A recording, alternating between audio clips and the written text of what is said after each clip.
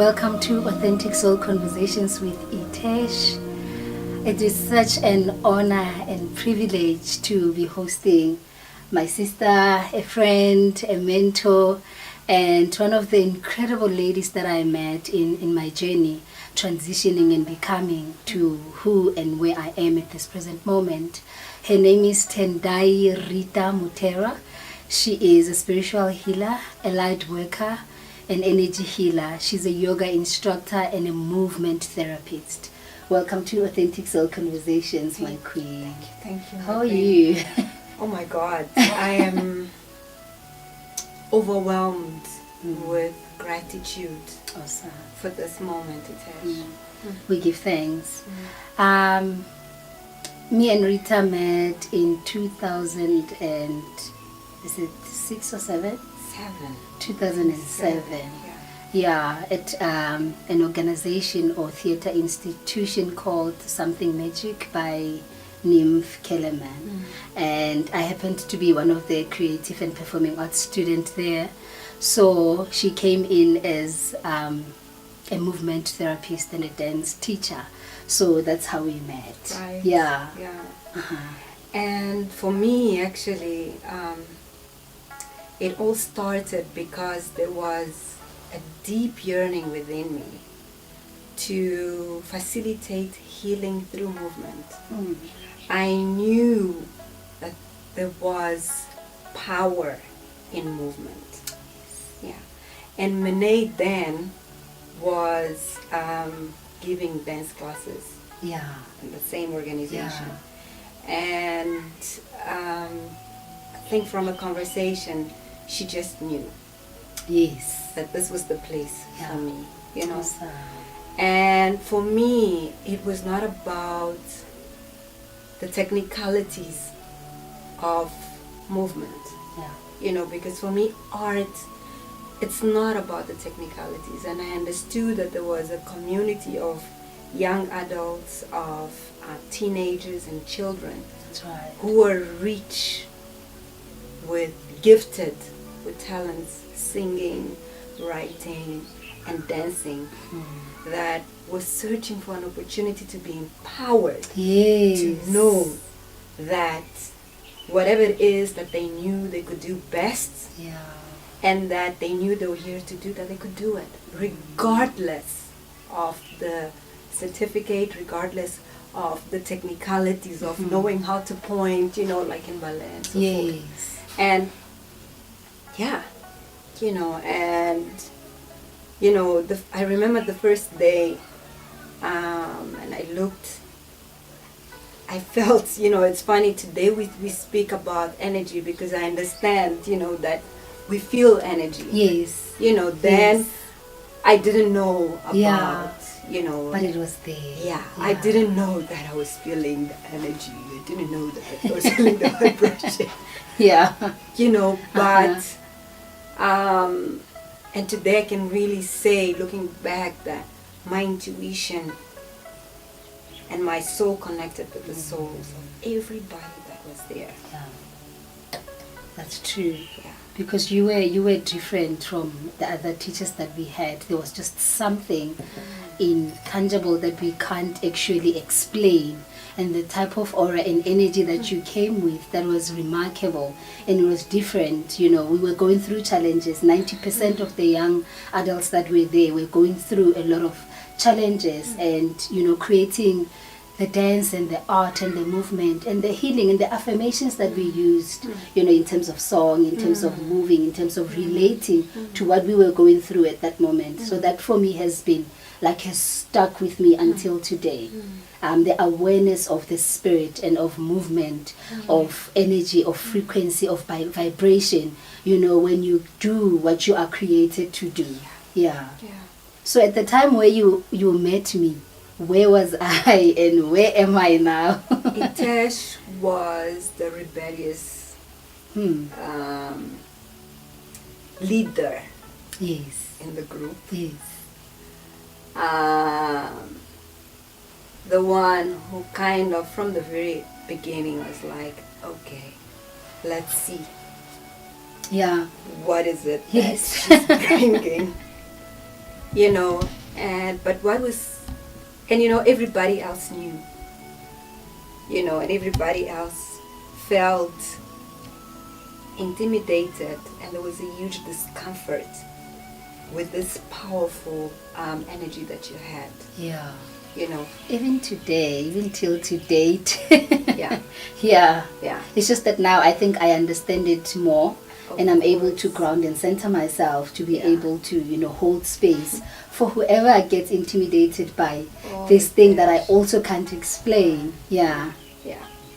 And I remember seeing you, because we had classes in that auditorium, and you would be on stage, and sometimes I would be outside, and you're sitting on the right, my right, side, right at the back, but really waiting, and every single thing that I would say, there was just a rebellious move about it. Like, who are you to come and tell us what we need to do?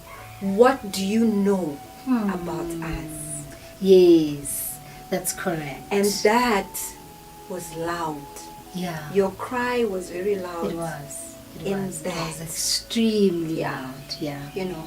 And you led that group to being rebellious, and even when they did not want to express their truth, because you were expressing your truth in being rebellious, you would still loudly say exactly how you felt, and you really didn't care. If you really had to leave, you would just leave. Yeah. Yes. And you were at that point, like, I don't really know what the heck am I doing here. Sure. That is so true. Yeah. That is extremely true. And to now, after so many years, and we get to reconnect and be able to share now more on another dimension, on rebirth, on awakening and transition, because I remember I came to you and I shared to you what I was going through at home, in regards to the relationship with my mother and my upbringing and all the things that were wounding me and that were breaking me, as a young adult. I started by saying that you're very rebellious, and you were rebelling against lies. Because there was a truth about you, the essence about who you are, and everything that you experienced, that you wanted to shout out, that you didn't want to hide. You could not tolerate living in a lie. That's right. Yeah, and that's was powerful. Yeah. And that's your rebellion, and that's why when I look back, and it's interesting that we reconnected again 10 years after the show, that movement choreography that we had in 2008, and last year we reconnected, and I see that you allowed yourself to shout and scream, and to allow that truth to really come out, Itesh. That's powerful. Do you understand? Yeah. Because that's exactly what was heavy on you. Yeah. And you kept fighting. Sure, that's powerful. You allowed your journey, because you were authentic with yourself. Yeah. Because you're after the truth. You wanted to speak out. Yes. You wanted to say, this is what my soul is crying for. This is what we're going through. This is what I'm calling for, freedom. Do you understand? Yeah. And you started by introducing me as your mentor. Today I take you as my mentor. Yeah. You are a powerful soul. You have grounded yourself, rooted yourself like a baobab tree. You started as a leaf that would rebel against the wind, to really becoming this strong tree. Give thanks. Yeah. Wow, that's powerful. And quite frankly, Tesh, there are no words that can really describe the river that you are. It's important to feel you. It's important to connect with you. It's important to understand your presence. Do you understand? And we're really saying these things for the sake of finding powerful wordings and metaphors to really describe who you really are today. Sure. Yeah. Give thanks. Yeah. But you know, as we say that we connect on the tribe of the people that, you know, the divine chooses for you. Yeah. And now we are here, we're having like real conversations, you know, sacred sisterhood circles and code, you know. In your journey,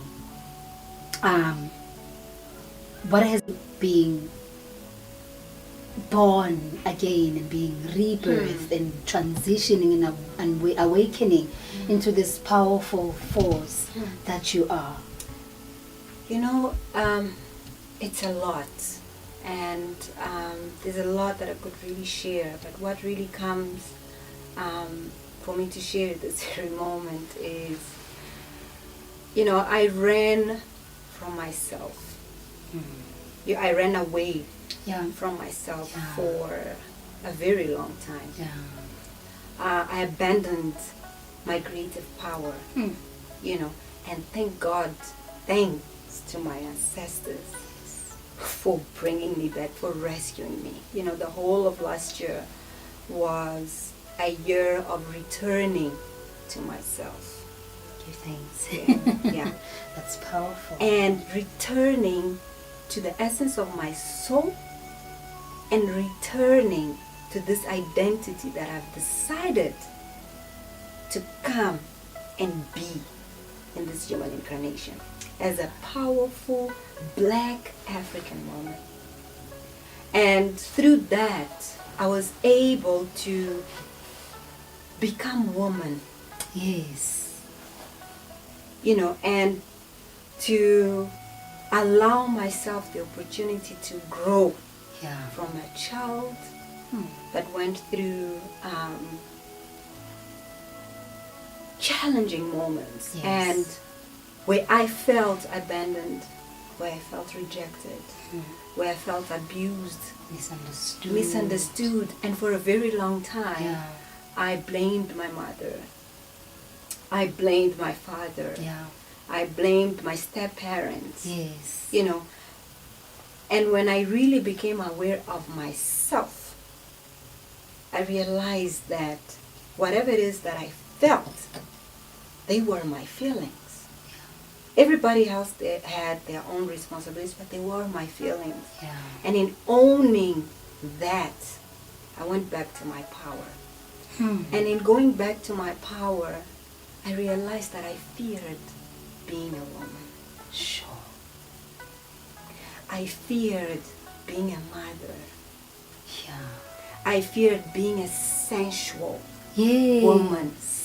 Do you understand? I get you. Yeah, I can feared. relate. And you know, yeah, and And even a lot of women and sisters can really relate to what you are saying, you know, in a sense that I believe that each and every person born into this human incarnation, into this world, there is a destiny that has been destined for them. So the challenges that you went through, they probably were necessary for you to find your truth and own up into it. You know, because God allows situations, trusting that she knows that you will come back to self. Your foundation is very deep, in a sense that if the divine trusts you, that no matter how many challenges he brings into the table, you will still be able to find that authentic self and being that you are. That when you felt rejected, it was for the awakening of your soul. That when you felt abandoned, it was so that you can be able to find, you know, this authentic being and genuine being that you are. Should that haven't happened, where would you be? Who would this light that we see now would be? Because I think you and you can relate. We went through sort of similar challenges. You know, I had issues growing up. with my mother. You know, she was born in a time where they don't really show much if they really love you. They don't verbalize it. You know, they're just tough and hard, you know, and they give you this tough love that sometimes a part of you wants to relate with them from a DNA genealogy level, from, you know, your great mothers that were there before you. And I couldn't get that from my mom. Instead, all I got from her were wounds. It was her brokenness that was so loud.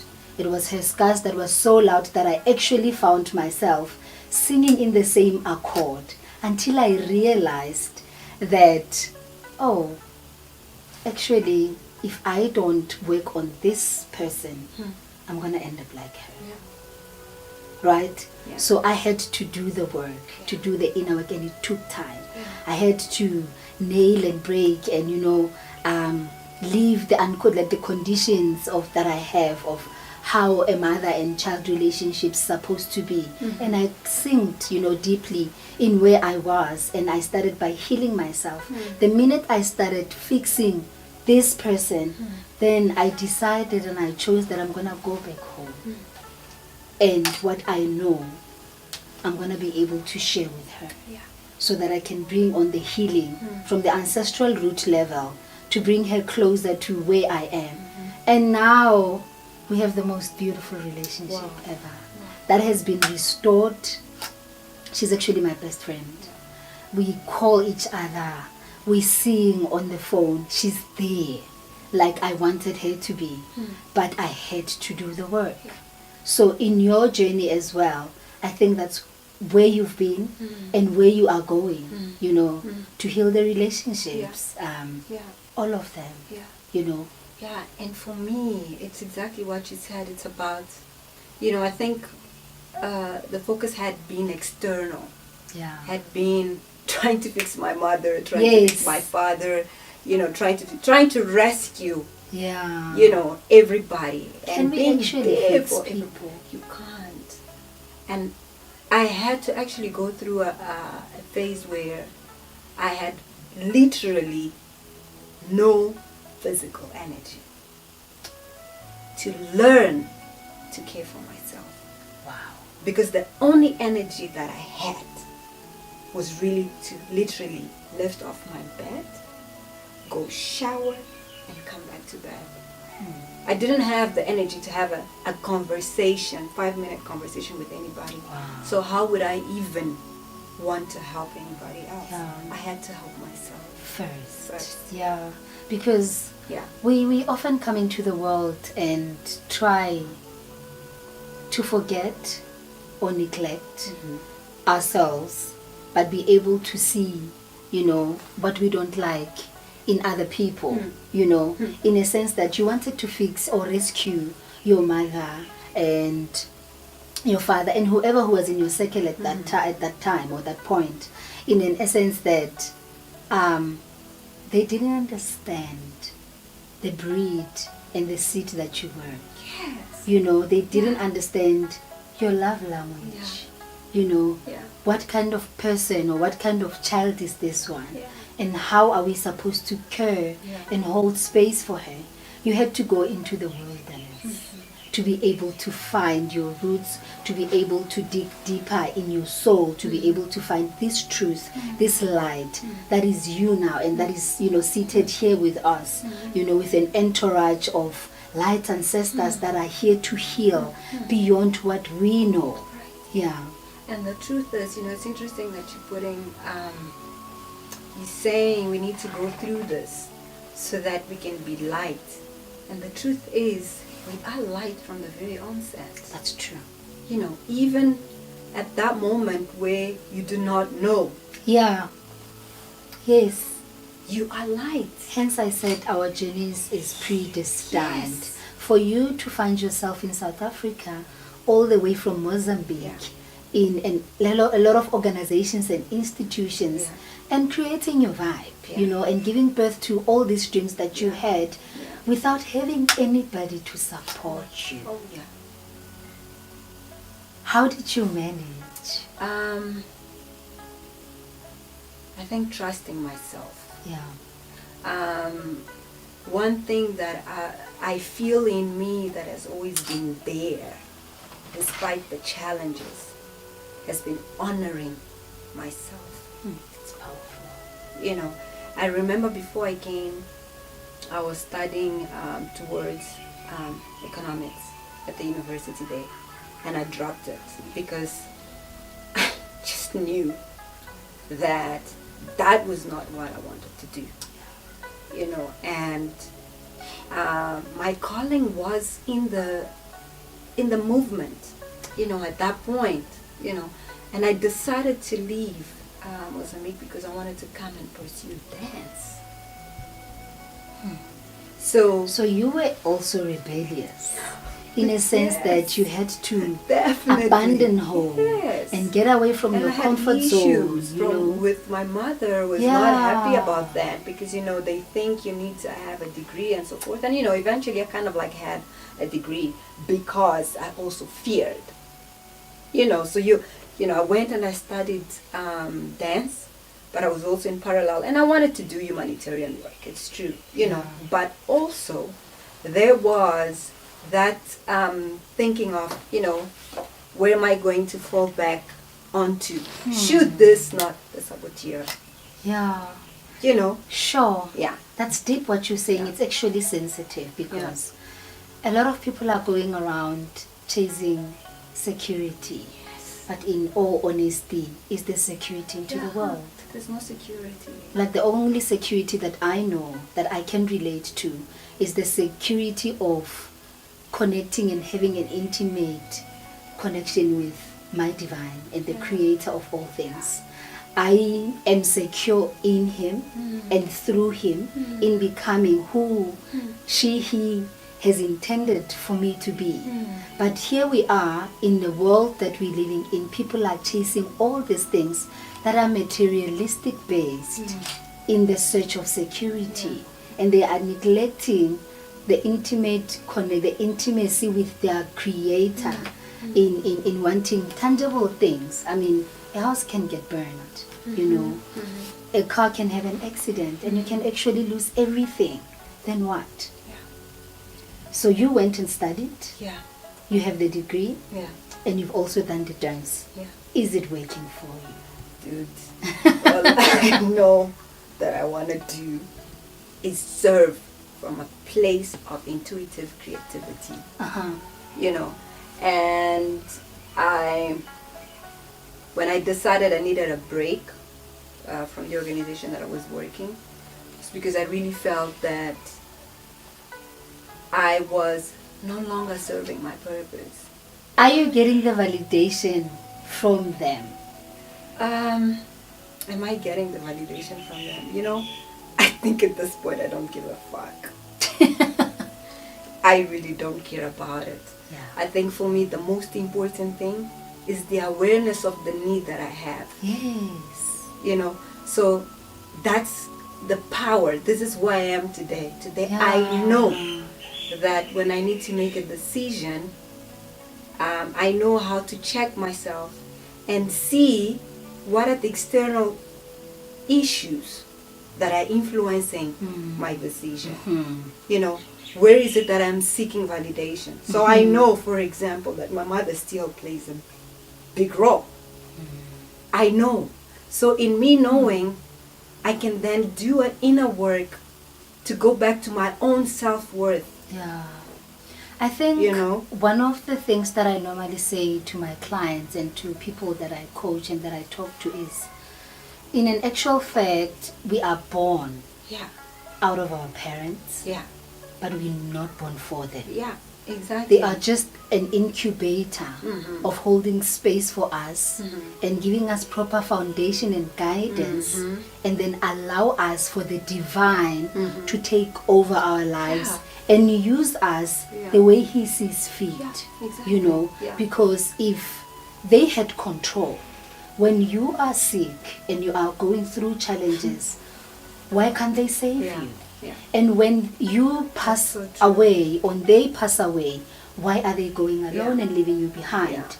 So I think it's a teaching for like both of us, you know, our parents and us being children, to be able to give honor and glory to the divine being that has created us, who trusted your parents, you know, to give birth to his power, which is you, and they are power. So your mother has lived her life. So as your father, and she continues living it without anybody dictating how should she live it. Maybe it's something that she got from where she was born, you know, to acknowledge that, because they were living in a time where if they tell you, I think it's a sort of protection as well. They're trying to protect you. Go be a lawyer, go be a medical student, go do 1, 2, 3. Of which, what if that is not part of your destiny? You know. And there are two other things there. One is usually our parents. Let me say with my mother, what I perceive is that she feared that I would not succeed. And so there are certain avenues that she would not let me go because she would think that I would not succeed. Now it makes us question her. If the foundation that she has implemented for you, is it solid enough for you to achieve, or is it questionable? So I think mothers as well, they sort of self-criticize themselves a lot. Exactly. You know, in a sense that they even want to take initiative for themselves. And it's normal. It's well, you know, good and understood. But I would love to say to them, they must trust the being, the creator of all things, the one who's omnipotent, omniscient, omnipresence, that has allowed them to give birth to this seed. You know, every now and then when a child derails from the road that you don't want them to, go back to the source. You know, and say, the child that I've asked from you, or the child that you have blessed me with, is on this path that I do not understand, and it's alarming to me. Can you now come through and be able to grant her with mothers and fathers in the journey, you know, externally out of this home, that will mentor her, that will carry her when she falls, that will remind her of how important home is, you know? And actually there's another thing that, you know, there's nothing wrong with seeking validation. I think the issue is when we depend on the validation of others. Because even for my own empowerment, I choose to associate with powerful people such as Itesh. Because I know that when I'm pursuing a specific project and my shadows start, you know, showing up, or fear, I need to call you and tell you, this is what I'm thinking of doing, and I need you to validate that, to empower me to go. You see? So there's nothing wrong with seeking validation. That's right. The issue is when we depend fully on it, on validation of others, you know. And on the other hand, our mothers, you know, when they many a times, you know, unintentionally may create barriers for us to pursue what we want to pursue, because they fear, you know, and if they fear, they obviously begin to project fear in us. They help create a shadow, the shadow of fear, of guilt, of doubt, and so forth. But then that's the fear, that's the shadow that stimulates creativity in you. So, and that's where we come to saying that everything is perfect. Everything that happens with you is perfect, is for a reason. Everything happens for your own benefit. Because later on, I am now challenging my fears. I am speaking to transforming my fear into the energy of courage. That's where my creativity stimulates from. That's where I really want to perform. I create a choreography, and I want to facilitate movement, because I know that through movement, I know that through creating movement through your body, there's healing for all of that. That's powerful. That's powerful. Wow, that is such an amazing day. I'm actually honored, to be in your presence, to share with you realistic conversations, about life. And we're still yet to create another ones. I know you've got a retreat coming soon, and we are speaking in prophecy and in existence of saying that there's a clan of people that were chosen for you even before you start. So I'm affirming that when you go out from here, step into that power. Thank you. Step into that power. Fear is there, and we do create even though fear is there. You get on stage, to perform, and you use that fear to channel and speak, sense to the to people's souls and spirits. So even where you're going and what you want to do, the path is already clear. What's holding you back? It's the shadows that you're talking about. Exactly. Take the very same shadows and be able to march forward. We here and we're holding light for you. Thank you And so we much. here, we saying that how much we talk. How much we pour into each other's souls and spirits. So it's a sisterhood code of conduct in saying that speak about doubts because they are not the truth. Feelings comes and goes, and if we take feelings, we're not going to be able to create anything. So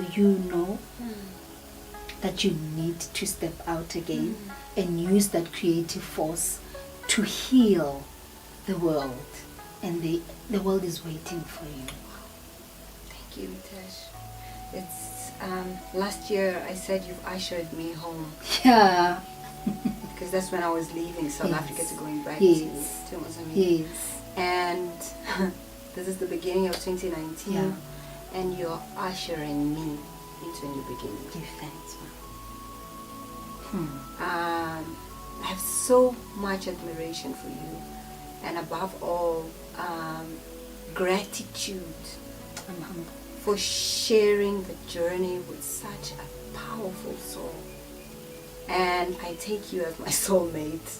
Yes. I have, there's no ways we can describe soulmates, Yes. but there's just such a beautiful connection Yeah. at energy level between the two of us. Yeah. And through you right now, I'm so grateful for our mothers. Yeah. I am Yes. so grateful because there's also something that you are my mirror, the powerful woman that we are, the independent woman that we are. Yeah. And thanks to the shadows that they've allowed in us, Yeah. we are the greatest We are souls actually that we their are. reflections. Yeah. It's a pity they didn't tap into. Yeah. They need to do their own work. Yes, It's important that they do their own work. That is true. And we speak from our own perspective, Yeah. from our own Yeah. journey. Yeah. And everything we receive, good or bad, those attacks are all necessary. They are. They are They all are. necessary. They are necessary. I think the last time when we spoke on the phone, we talked about how I give thanks when I go through challenges. Yeah. Yes, I cry. Yes, Yeah. I moan. Yeah. And I grieve for moments and spaces of people that I have connected with, and I lose them. Yeah. But in that essence as well, because life happens in twos. Yeah. There's life and death. Yeah. There's the sun and there's the moon. Yeah. There's male and there's female. There's feminine and there's masculine. There's maternal, there's paternal. So what we need to do where we are is find the balance in between, these worlds that we have, which is the negative and the positive, which is your yin and yang. And then we are here saying that we acknowledge the good and the bad. We also allow the pain to come through, so as well as the happiness. The fear to be there, so as well as the courage. The doubts to be there, so as well as the faith, because they work in twos. But what needs to rule out is the positivity thereof, and the authenticity of the spirit and your truth, and live it fully. Hence I said earlier on, this is your year of giving birth. Allow yourself to release each and everything that's inside of you. Release it and go out into the world with such grace and elegance. Be there. And when you do, the universe will back you up. It's not even going to feel like work. It's going to feel like you are just floating and flowing in the spirit. So give thanks, and thank you so much for a beautiful moment. I love you too.